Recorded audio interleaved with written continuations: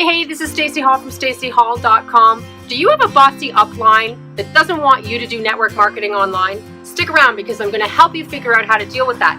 While you're here, take advantage of going down around this video and subscribing to my channel because I put out new trainings every week designed to help you build your business. Okay, so now what do you do about this bossy upline that doesn't want you to do network marketing online? There are a few key reasons why people can be really resistant to building on social media. And typically it has a lot to do with the fact that the old school way is just really firmly entrenched in the network marketing culture. It's what people are used to. And there are so many people who have had success doing it that way that it becomes almost, I don't know, it's like mythology. It's like common mythology that that's the only way to have success, which of course is not true. So if doing one-on-ones and two-on-ones in coffee shops all day long and having home meetings and super Saturdays in hotel rooms is not your bag, don't think that you can't have success. You can. There are tons and tons of people who have built enormous global organizations leveraging social media, and you can too. So let's go over some of the key reasons why your company leadership or upline may be giving you a hard time about this. So the first reason is that they just plumb believe that their way is better. So we talked about that a little bit already, and it's basically just because it's what they know. People have a hard time letting go of what is comfortable for them when they don't know what to expect on the other side. The second reason is that they actually fear it, right? We fear what we don't understand. And people don't really understand sometimes how to truly leverage social media in a way that's really going to produce a big business. Social media is kind of a bit like the Wild West in a lot of people's eyes. They just don't really know what to do with it, essentially, what to do with it. Fear is definitely one of the main sort of emotions that's underpinning some of this backlash that you might be getting. The number 3 reason is that it's largely believed that building your business on social media is just not duplicatable. I've heard this so many times. You can't build your network marketing company on Facebook. It's just not duplicatable. It's never gonna work. I've heard that so many times. If that were true, oh my goodness, you better have a conversation with some of the people in my life who are killing it on Facebook. And it's not just Facebook, it's social media in general. My personal upline leadership are top 3 recruiters in our worldwide organization of over 300,000 active representatives. And they build their business almost exclusively online. And guess what? It's working swimmingly for them, right? And they're getting duplication. Their duplication is good. Why? Because they know how to do it the old school way. The old school way still works. But when people come into their organization, they're largely drawn to them as leaders because of how they build, because of the leverage that they've created and the freedom lifestyle that they actually have. Isn't that why we're here in the first place, to have some freedom? I don't want to be stuck in Panera Bread all day long, do you? So people are drawn to that. They're drawn to that leadership, and then they're given an opportunity to learn that way. It's just, it's just about the option, and it's very duplicatable, clearly.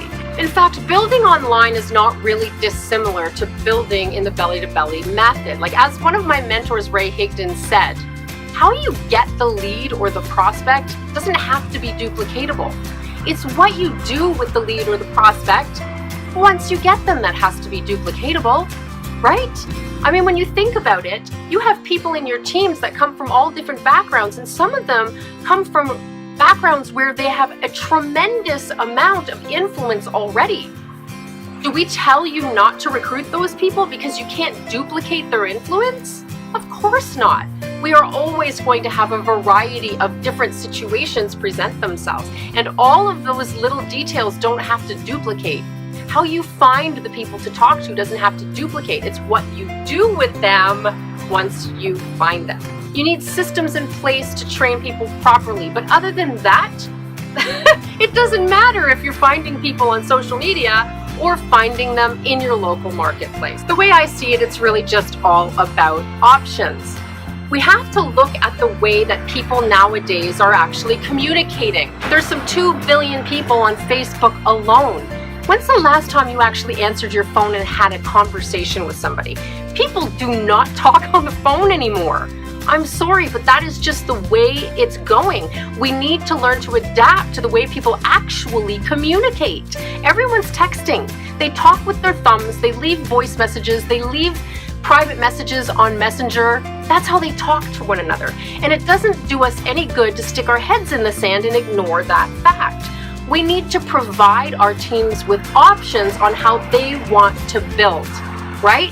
The traditional belly-to-belly way still works amazingly well, and you would do yourself the best service to get great at both. You really would. But if you don't offer people the option to build online, people will leave, right?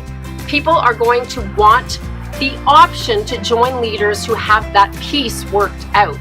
That's just kind of how it goes. Now, I know what you're thinking. You may be thinking, Stacy, but my upline leadership, my company leadership forbids it. They won't let me do it on social media.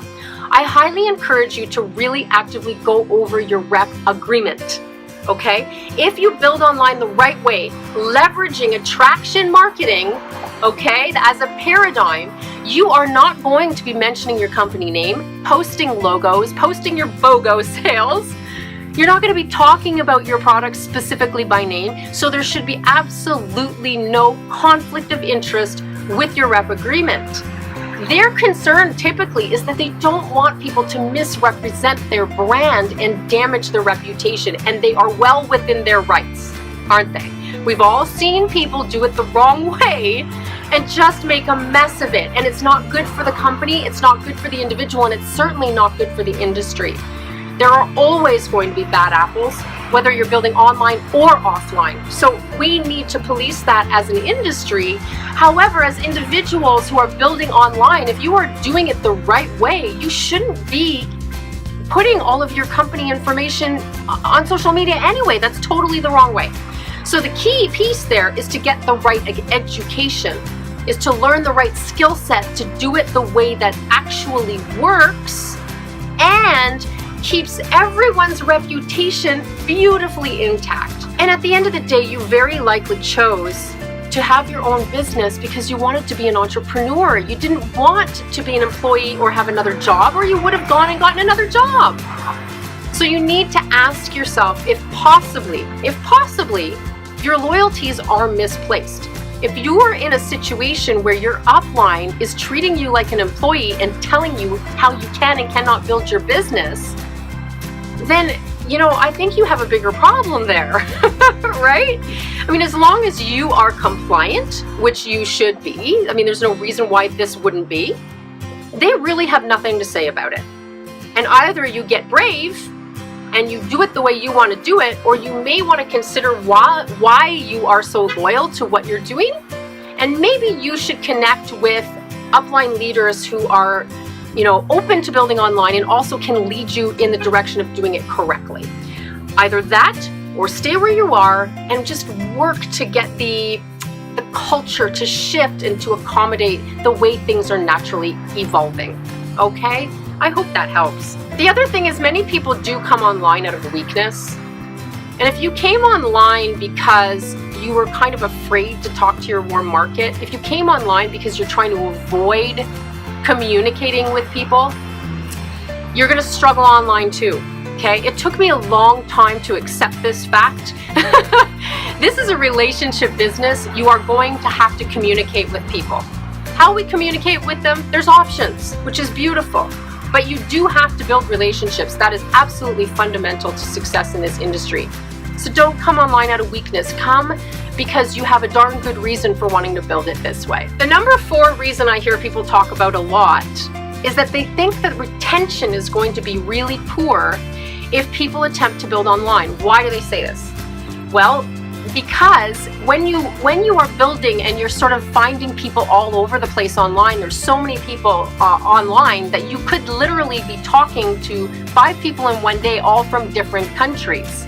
So if you're recruiting globally that way, it can be very challenging to retain people who are all over and not connected.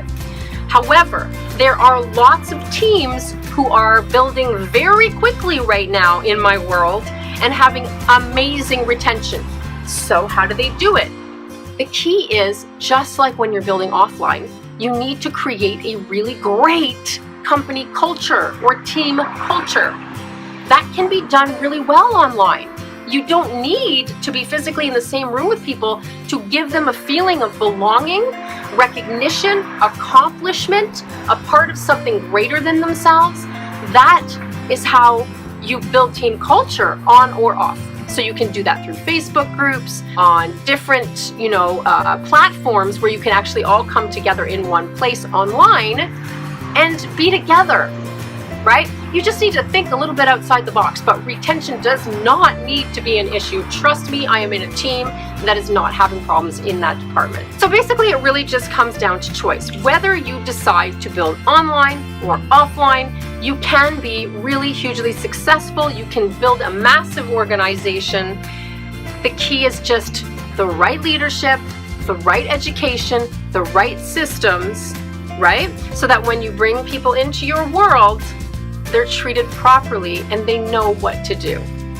I really hope that's helpful. If you do have a bossy upline that doesn't want you to do network marketing online, please, maybe you could just let them watch this video. Maybe that would help them. By all means, share this. There should be a share button somewhere around this video. Tag your teammates. Help them out with this, okay? I want people to be feeling like they have options in their life and being successful in their business. If you're not already on my blog, head on over to stacyhall.com, and while you're there, download my Prospect Attraction Blueprint to learn exactly what you need to do every day on social media to attract people to you in droves so you don't have to chase them. Doesn't that sound awesome? Okay, we'll talk to you on the next episode. Bye for now.